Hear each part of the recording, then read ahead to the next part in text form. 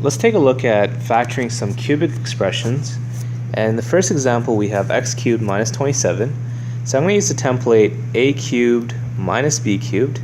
And using this template, you can factor this as a minus b times a squared plus ab plus b squared. Okay. So in this scenario, I'm going to think about this guy as a cubed, and I'm going to look at this term as b cubed. Whoops. Right? And what you want to do is you want to figure out what a and b are. So to figure out what a and b are, they're basically the cube roots, right? So you can write x cubed, the cube root of x cubed is basically x. So you can write this as x cubed minus the cube root of 27 here is 3. So you can write this as 3 cubed. Using this template that we kind of just wrote out, I'm just going to factor it. So first you write a minus b, which is basically x minus 3.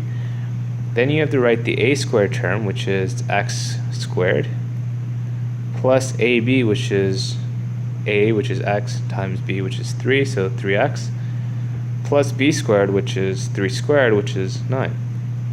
Okay, so I'm just going to kind of clean this up. So we got x minus 3, x squared, plus 3x, plus 9. Okay, so that's how you can factor x cubed minus 27 out. So I'm going to take a look at example 2, and this is basically the sum of cubes, right? So in the first case we looked at the difference of cubes. Now if we're looking at the sum of cubes, it's in the form of a cubed plus b cubed, right? And the way you can factor this guy out, you write a plus b times a squared minus ab plus b squared, okay? So in this scenario, x cubed here can be thought of as a cubed, 64 is b cubed, and let's find the square root of the cube root of both of these terms, right? So the cube root of x cubed is x, so you can write this as like x cubed plus this cube root of 64 is 4, so this is 4 cubed, and if you use the template, you can write this as x plus 4, a squared, which is x squared, minus ab, which is 4 times x, 4x, plus b squared, which is 16. So you technically would just have to memorize this.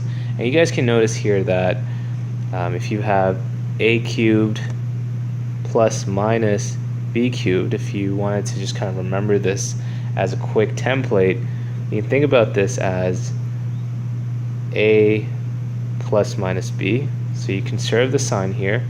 But then if you have a cubed plus b cubed, first you write a squared, the second term is going to be opposite of whatever sign that you started with, right? So if it's a cubed plus b cubed, you get a squared minus ab. If it's a cubed minus b cubed, then you have a squared plus ab. So just kind of try to remember that, or you can memorize this equation. But this is basically the expansion, and that's how you can factor out cubes.